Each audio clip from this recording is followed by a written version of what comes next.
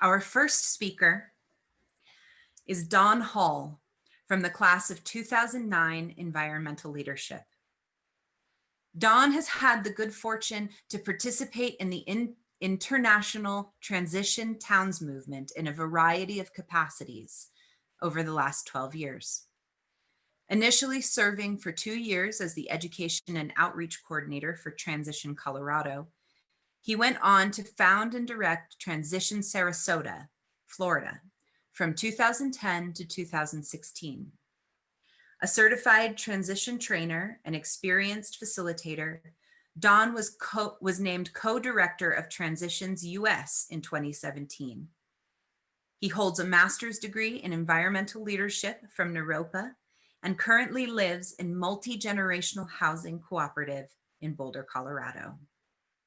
Let us welcome Don Hall and his Spark Talk, the beloved community in the Anthropocene.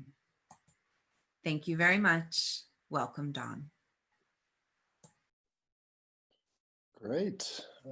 Thank you so much, Monica. Everybody, glad to be here. Just going to share my screen.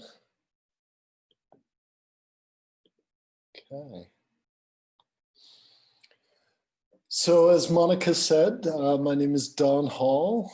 I currently serve as Interim Executive Director of Transition US, which is the national hub for the International Transition Towns movement, which started in the UK in 2006 and has since spread to over 1,000 communities in 50 countries around the world, all actively building local community resilience, sustainability, justice, and regeneration from the bottom up. And I'm really happy to be here talking about the beloved community in the Anthropocene this evening, because I believe that Dr. King's beloved community and the Transition Towns movement share a lot in common. That they are both similar, complementary, but also somewhat different responses to the perennial human longing for a good society. And throughout this short talk, want to share with you some of the similarities and some of the differences. And I think the main difference is the times in which these two visions of enlightened society emerged. Dr. King, as we know, lived before the first Earth Day, lived before climate change was viewed as an existential threat to humanity. And before this term, the Anthropocene, was coined by geologists to refer to our current era in which human activity has become the dominant force on the planet. So what is Dr. King's beloved community, more specifically, and how might it look today if it was reinvented?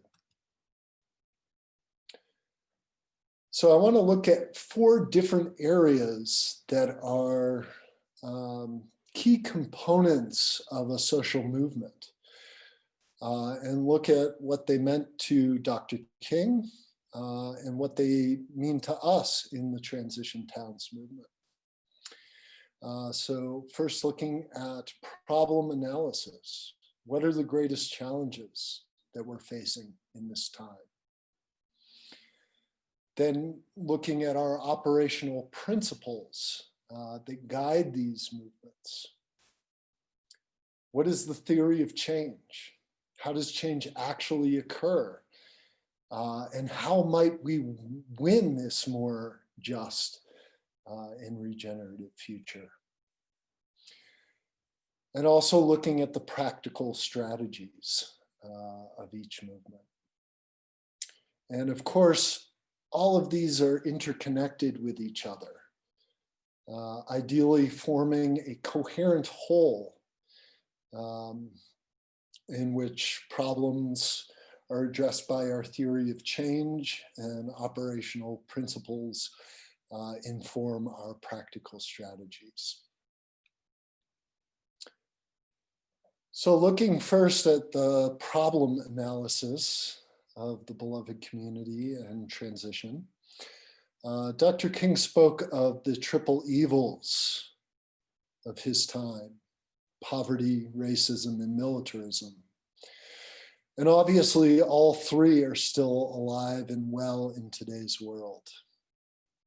We see increasing wealth and income inequality, resurgence of overt racism, and a US military that is the largest in the history of the world. But in addition to those challenges that Dr. King faced in his time, we also have some new challenges. And this is how the Transition Towns movement has typically described what we're responding to. Obviously, global climate change, but also resource depletion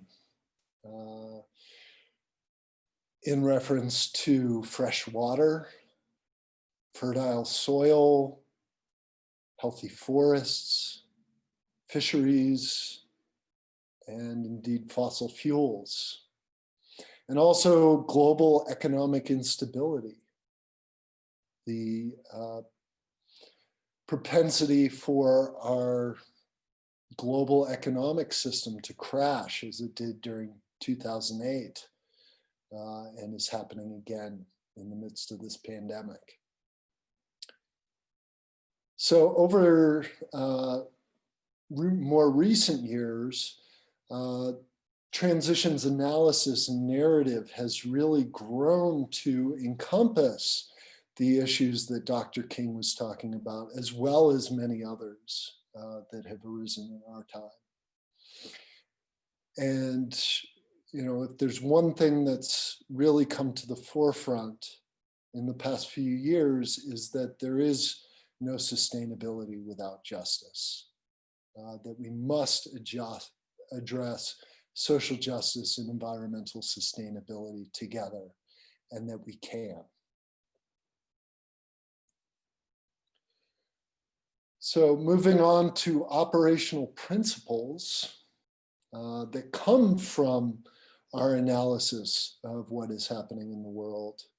Dr. King talked about 6 principles of nonviolence that could guide the civil rights movement and the creation of a beloved community. That nonviolence is a way of life for courageous people. That nonviolence helps us to win friendship and understanding and defeat injustice, not people. That suffering can educate and transform. That in nonviolence we choose love over hate. And that we believe that the universe is on the side of justice. So brilliant, wise, but we could add to these principles.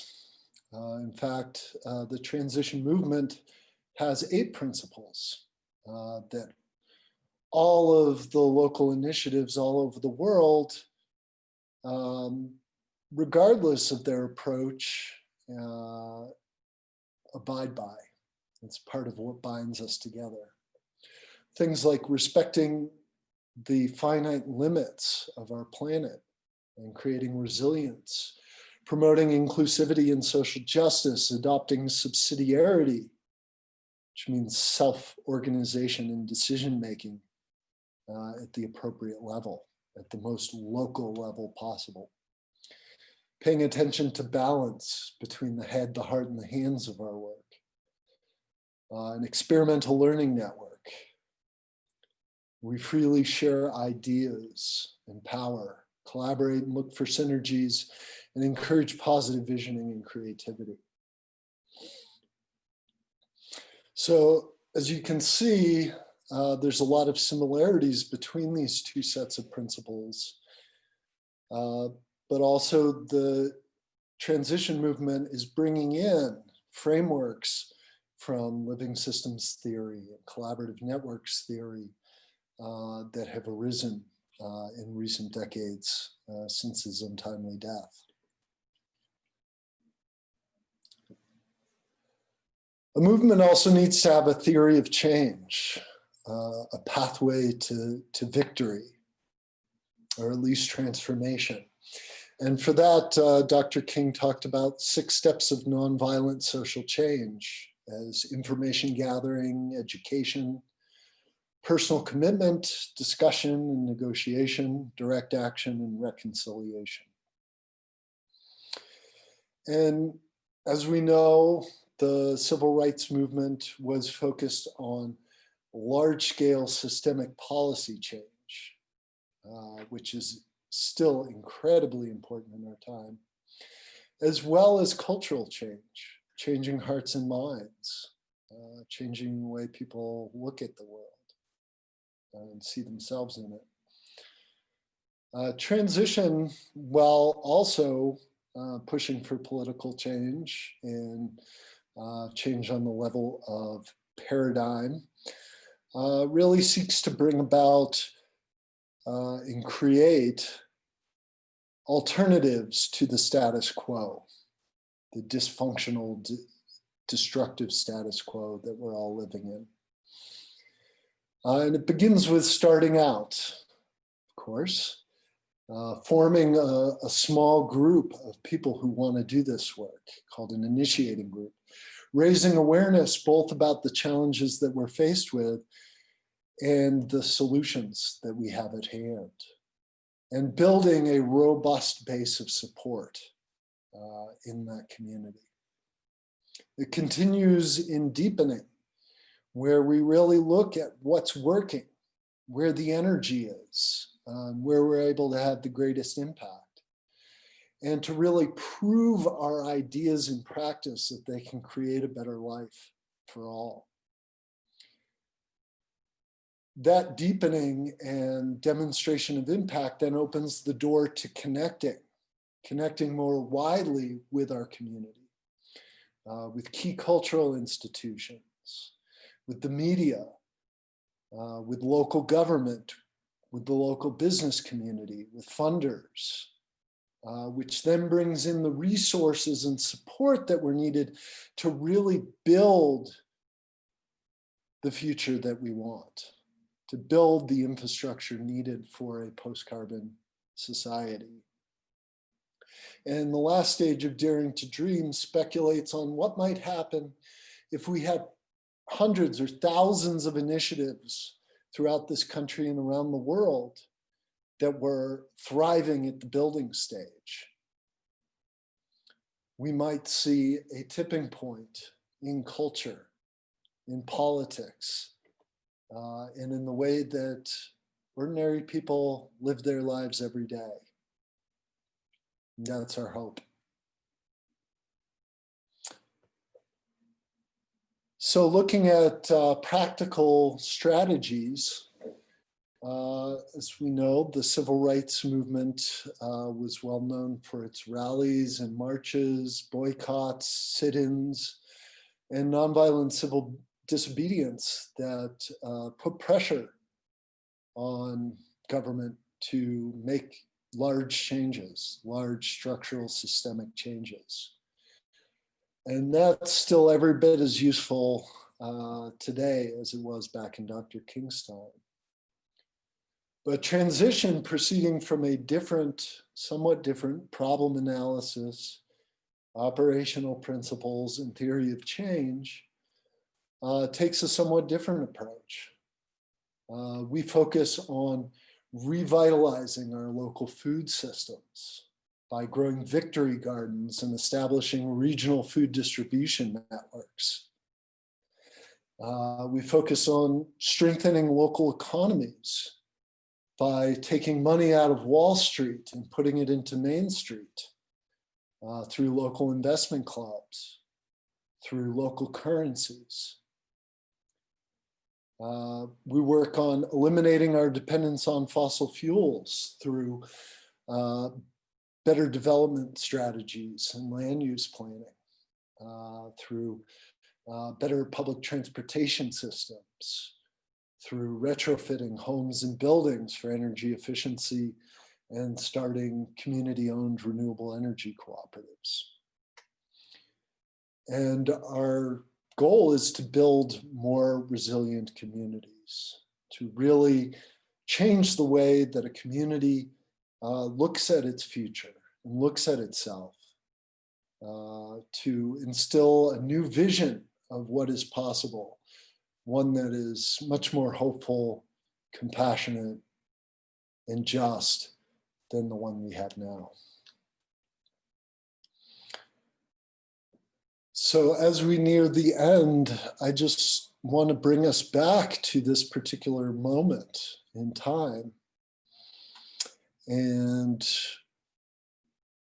this is one of the clearest images, I think, that depict where we are right now. That over the past several hundred years, we've seen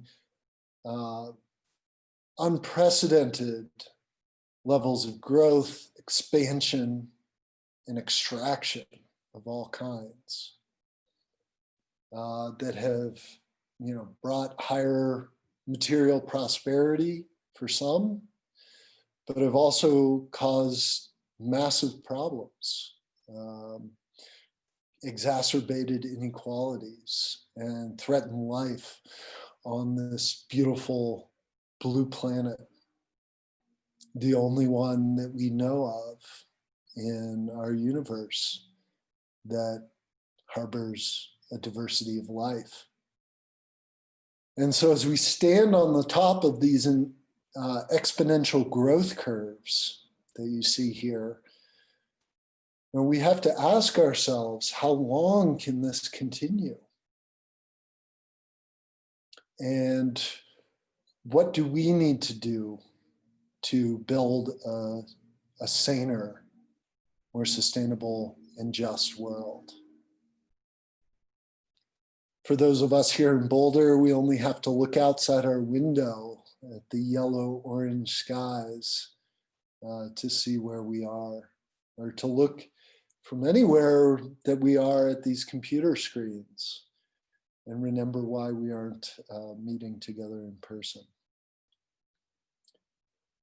So I'd like to end this talk with a quote from another great social visionary, the founder of Naropa University, Chogyam Trungpa Rinpoche, who said in his Shambhala Sacred Path of the Warrior that the essence of warriorship, or the essence of human bravery, is refusing to give up on anyone or anything. We can never say that we are simply falling to pieces, or that anyone else is, and we can never say that about our world either. Within our lifetime, there will be problems in the world, but let us make sure that in our lifetime, no disasters happen. We can prevent them. It is up to us. We can save the world from destruction to begin with. So whatever your path, whether you hold the beloved community in your heart, or you're drawn towards transition, or many of the other amazing social movements that exist in our world today, I just want to encourage you to get involved and ask the question, how long do we need to wait? How bad does it have to get before we start taking action? Thank you for your time and attention. I'm looking forward to the rest of the program.